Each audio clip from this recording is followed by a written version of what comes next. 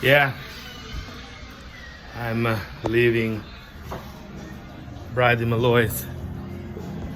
It's a beautiful Thursday night, and my gig is over.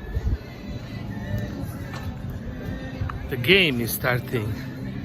Canada is playing USA tonight in hockey, and my goodness, it reminds me so much of a game that was played before the war in former Yugoslavia between a soccer team from Croatia and a soccer team from Serbia.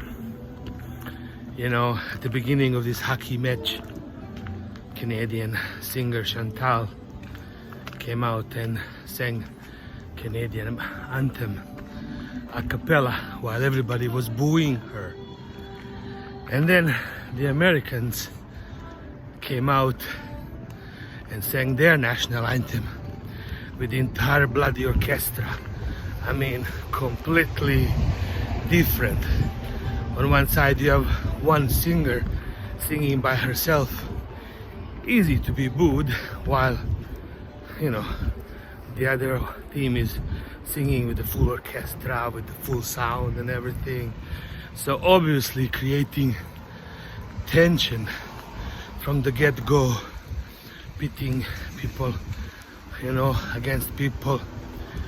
And that's game, that's show business. Everything is pretty much show business. You know, when I was a child, I used to watch wrestling thinking that it was real. Then I realized no, it was not. It was all a fake. Just like this is all fake. I was passing today Mary Brown's, which is a local fast food joint selling awesome chicken burgers. I go there every Monday for Merry Monday, and one of their signs said proud to be 100% Canadian or something like that. I mean, whose is chicken? What do you mean? You mean to say that chicken is Canadian, or bread is American, or mayonnaise is Italian? Where did I park? Okay, I got it. The whole idea behind patriotism, behind borders, is basically nationalism. There is no such thing as America or Canada or Russia or Ukraine or Serbia or Croatia. I cannot tell apart American from Canadian, or, you know, Bosnian from a Serbian, or Russian from a Ukrainian. I can't. There's no way to do that. They're all the same to me. Or South Sudanese from North Sudanese. Seriously, I mean, if you look at the borders of Africa, they were all artificially made.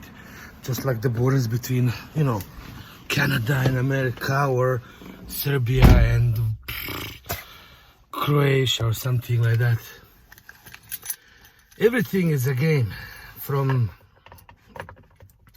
the beginning of time to now, everything is a bloody game, and we are just the players in it.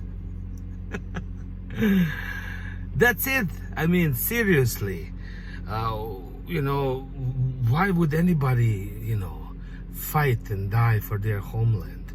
It reminds me again of that joke when two flies are talking to each other, and, you know, the fly says, "Dad, can we as flies live on fruit?" "Yes." "Can we live on sweets? Can we live on bread?" "Sure, yes." "But why do we live on this pile of crap?" Shit. And the father says, "Because this is our homeland." We all have a choice to live wherever we want. I choose to live here in Newfoundland. I love this place. I am proud to be Canadian or whatever, but I'm also a citizen of the world. The whole world belongs to me. I am everything. The universe belongs to me. You cannot say, "Oh, this oil is Saudi Arabian." No, this oil belongs to me. The air belongs to me. The sea belongs to me. Everything is mine. Everything is yours. There is no Canadian chicken. There is no Serbian raspberry. My goodness, I remember working at the cold storage in Serbia during the war. We would be taken in the middle of the summer into these like cold facilities to like -5 degrees to separate raspberries. And now these raspberries are being sold in Costco by the same company. And the idea was that, you know, we would get like 20 kilograms of raspberries on the table, and you have to select them into the first class that goes into like, you know, like desserts because they are intact. The second class are the broken ones that goes into like, I don't know, jellies or something. And the third class is the green ones that are not like able to be eaten. So what we would do, my friend and myself, we would empty 20 kilograms of raspberries and just crash them all into the second category and make more money, because the more you work, the more you give, the more money you make. It was funny, like every time. And this friend of mine was a BBC correspondent from Rio de Janeiro and a lawyer. I was a former officer in Yugoslav army, both of us refugees at that time working at this facility.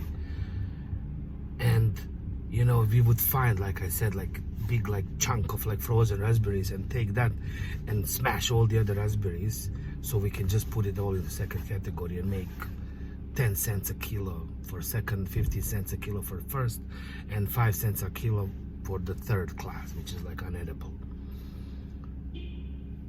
And one day my friend was like, hey, Daddy is starting Toshiba. I'm gonna break all the raspberries. Can you look if Mommy is looking around?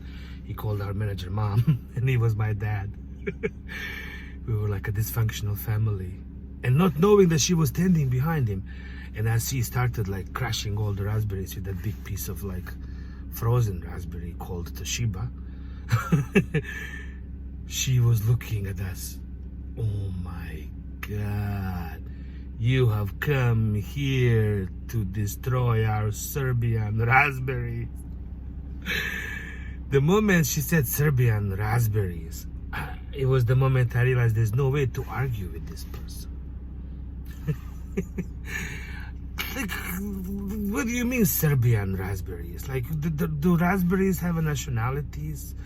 You know, like Dalmatian dog is actually a Croatian dog. Dalmatia was a part of Bosnia and Herzegovina that was given to Croatia for a hand in marriage. The bloody Bosnian king wanted to marry a Croatian princess, so he gave a huge piece of land of Bosnia to Croatia, apparently, for, you know, this beautiful woman. So the entire coast that used to belong to Kingdom of Bosnia, which includes Dubrovnik, was given to Croatia for a hand in marriage. But imagine if, you know, I decide, oh, I really like this woman and I'm gonna give her Bonavista. Who the hell am I to give away Bonavista? Or Israel, or Palestine, or that's all crap. All this is just crap. That's all I can say to you, my dear friends. But the problem is,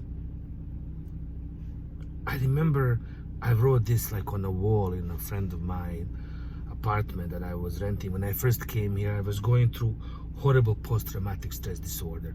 I was 21 years old. I came from the war to this place, and it was flashbacks were everywhere.